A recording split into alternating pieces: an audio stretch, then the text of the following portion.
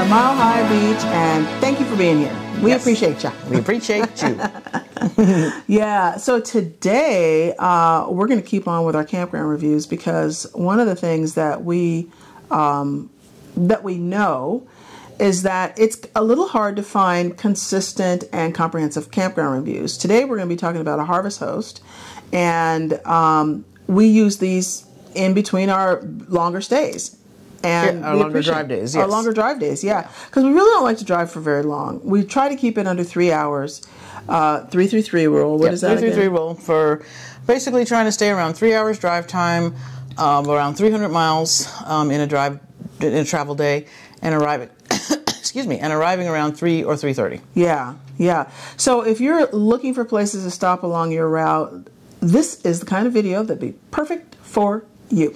So we invite you to like and subscribe to follow along on these adventures, so you'll know where we're going, and maybe it'll be someplace you'll want to go. Yeah, yeah. We really love these little harvest hosts. Today's harvest host is called Archival Brewing.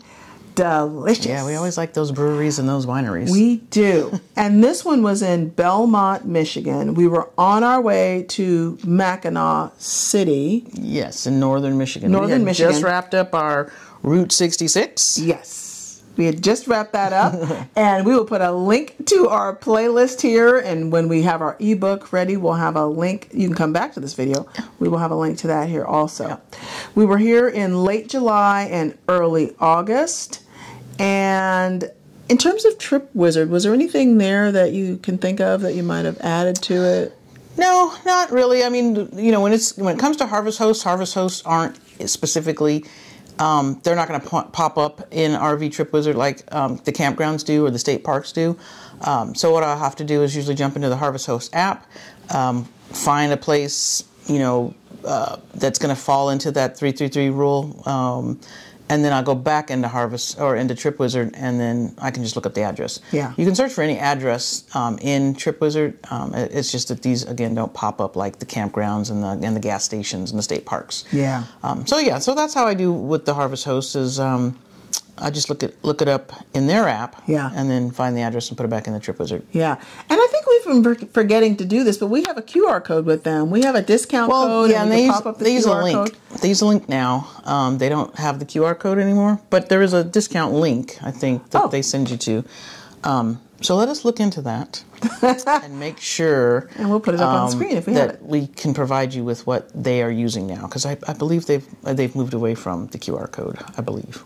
But we'll double check. Yeah, and but we are members with them, and you can get a discount. Yes. If you have not used RV Trip Wizard, it is a great planning tool, and you get I think a 7-day free trial, and then you get a discount also. A discount. So so definitely worth checking out. I love that tool. Yes, she spends a lot of time in RV Trip Wizard. A lot. All right, so let's talk about some access and road issues. So this one was just off the interstate. It was just off the interstate, so it wasn't hard to navigate to it. It was once you got up into the actual property that was a little difficult. We actually didn't realize that there was an immediate left. Like as soon as you turned from the direction we were coming, as soon as you turned right into the driveway, there was an immediate left. It looked like you can actually go around. You could not go around to get into the parking lot, but you could go around the property. And just like with any place we go, you call. I do. And ask a ton of questions. Mm-hmm. And in this case, this Harvest Host had on their listing, they had some decent pictures. But it was hard to really know what the expectations were. Right? Yeah, and I looked at Google Earth. I looked at several things, and it was just hard to tell that there was an immediate left there. And that was the only way to get into the parking lot, because there's another road that goes around, and but you can't tell if there's another way to come in to where they want the Harvest Host RVs to park. Yeah.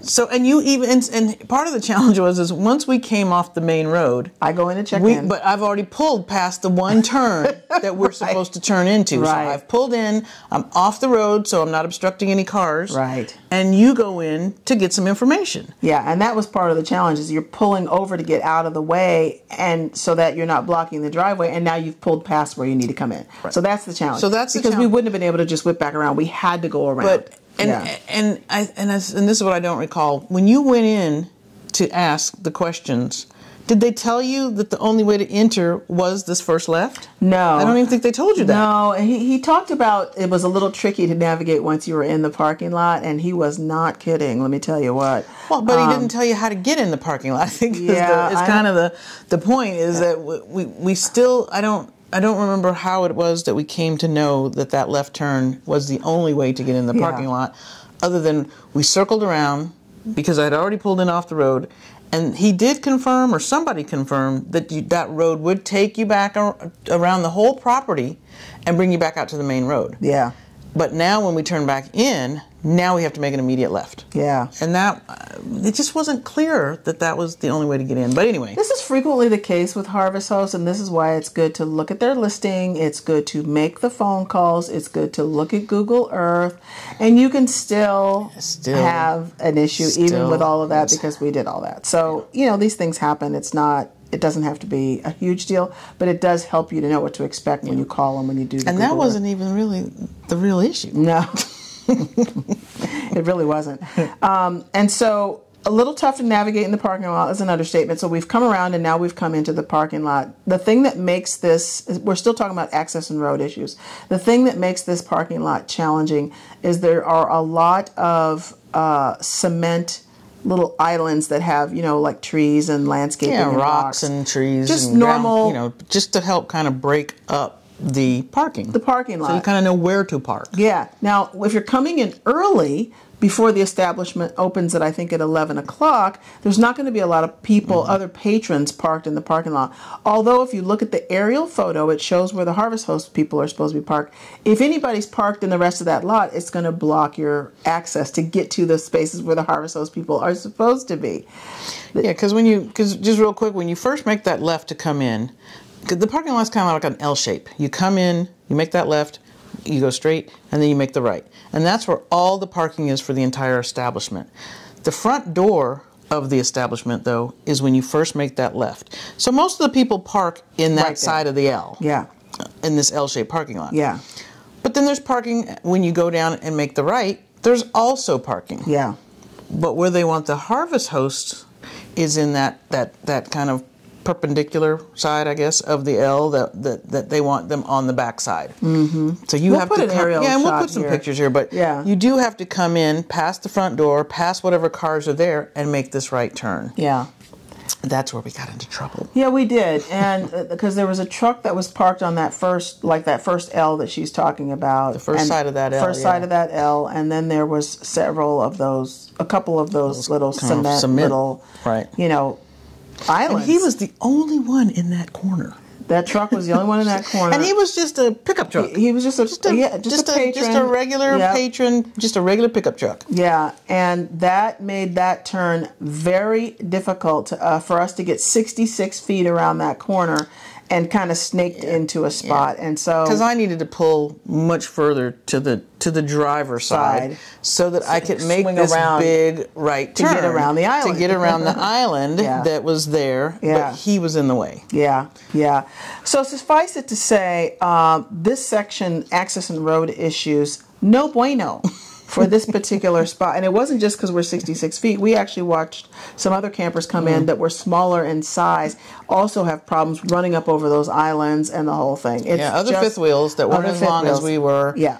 And they bumped over, because that's what ended up happening. I don't know, we were going to say that. We ended up getting into a situation where I really had no choice but to now take one side of the RV up over this curb. Because I couldn't back up. Because the truck was there. I couldn't even go in and ask him to move the truck because I had nowhere to go. And neither would he have. And he wouldn't have been able to go because I'm now blocking him in. Yeah. So all I could really do was go forward. And thankfully, I mean, it was kind of normal curb size. It wasn't like some gigantic, curb. It was just kind of normal standard curb height. And so the passenger side had to go over. Up and over. Up and over. Yep. Yes, very slowly. Yeah, yeah, yeah.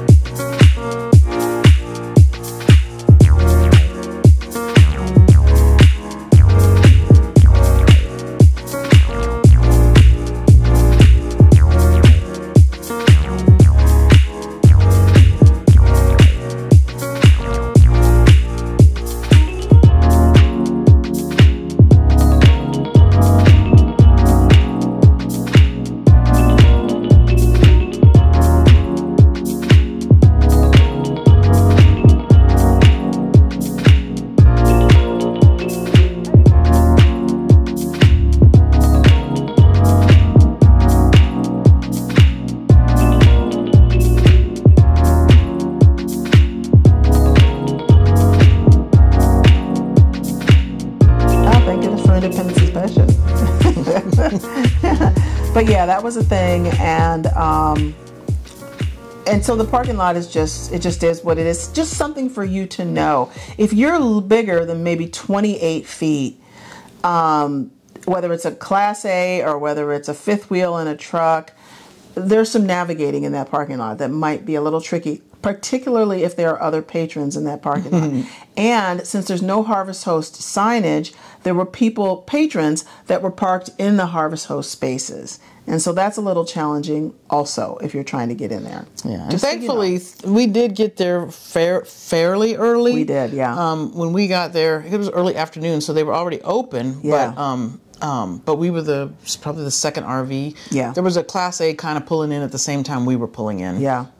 And so thankfully, once I made that right turn, I was able to still turn and then back into a spot. Yeah. Because I had to back into a spot, basically that it was still the parking lot, but I was able to put our wheels as far back on the pavement, and then the toy hauler part beyond the last axle just hung over the grass. Yeah, and you'll see that we've got a photo of that, and that we just ended up backing up in there, and that actually worked out because we wouldn't have been able to go the long way across the spaces because we wouldn't have been able to fit in there. So we just hung out over the back there, and you'll see a photo of that. And then as more and more campers came in, they went over into the corner that we were actually originally going to go over into, and they were all sort of blocked in. I hope they knew each other because they were all sort of blocked in, and they couldn't get out of there unless one person got in or got out or whatever. So you'll see there's some pictures here. Yeah, I think you have a picture of that because I think it ultimately ended up being 5 RVs down there. There was a good number of RVs. Like, I thought 3 Yep. bumper pull fifth wheels, the Class A, Yep. and then there was somebody behind the Class A. Yeah. So I think down in that corner was about 5 RVs. So this is the parking lot here for the Harvest Host, and these back spaces here are supposed to be where the RVs can park, and then of course, you know, we have our truck here and then we've got our camper here. But it looks like we've got a bunch of people parked here, when the thing that's weird is you got all these other spaces they can park in. I mean, there is all kinds of space for them to park in, but for some reason they are parked back here. And so it just makes it really difficult for the RVers to come in and, you know, maneuver these RVs with all these islands. Not easy. These islands are not easy to get around. We ran over one island, and so did somebody else. These little islands here, look how narrow they are together too. So you run over the concrete, you run into the gravel, and so what you're seeing here is people pretty tightly packed in this corner over here. Pretty tightly packed in. Yeah. And all through everything that we went through and where we ended up parking actually was much better for us to begin with, which is what always happens, right? Because in the middle of it, it may not seem like it. But after you get parked, we were in a bed because we could just pull out at any time. We weren't blocked by anybody. Yeah. All right, so I think we talked about access and road issues. Site pad, we were on a regular parking lot, asphalt parking lot. There was no issue there. And then the lot spacing, we talked about that. We've kind of covered everything here.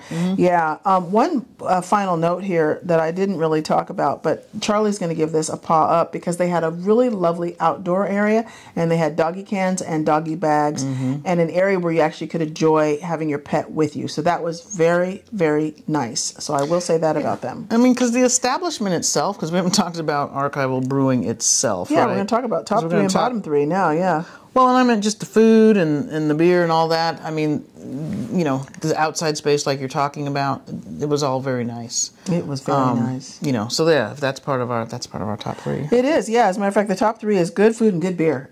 Because once we got parked and situated and unhooked, you know, we went up and had some beer and some snacks. It's very nice. They have dinner. An indoor, they have an outdoor upper patio, they have a lower outdoor patio, and then they have the outside seating. All of that was lovely. And so that's another part of the top 3 is the nice outdoor area that includes dogs.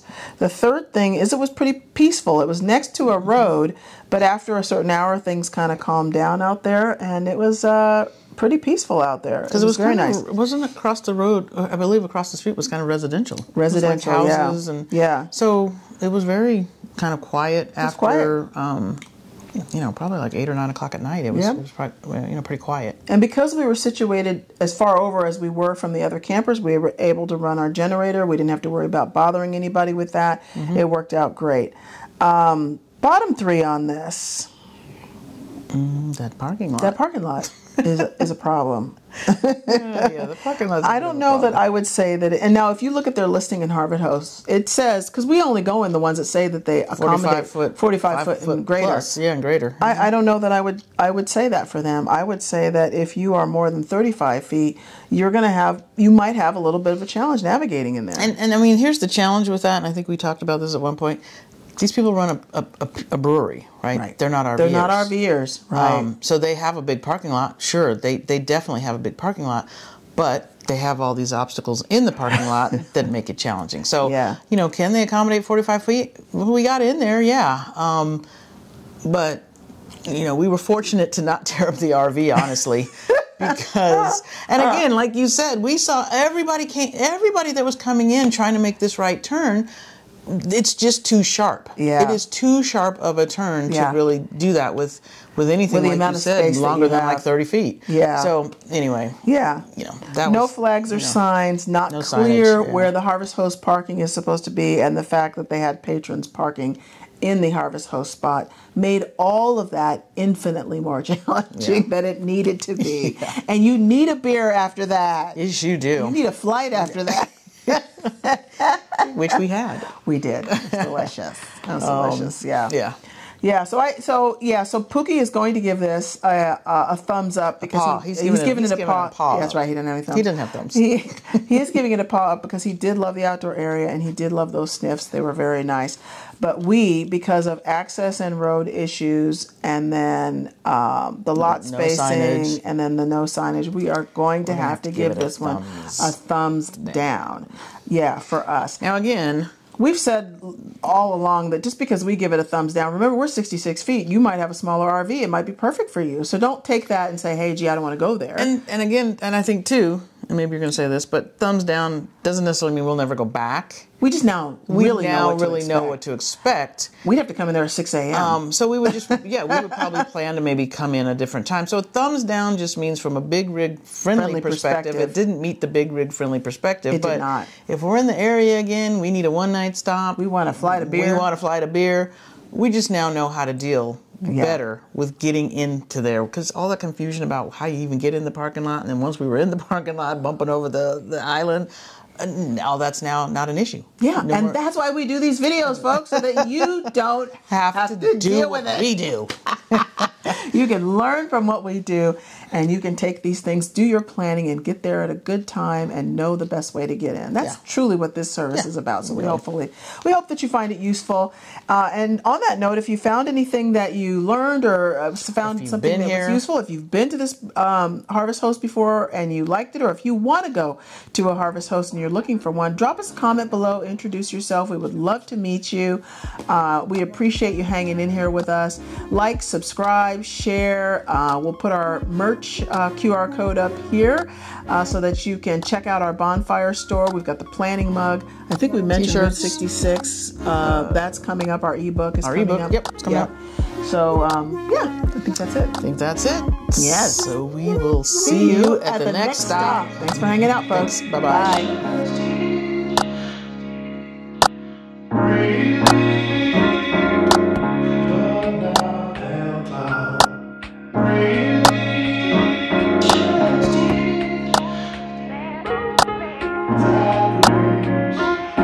Because you don't know who you're going to meet.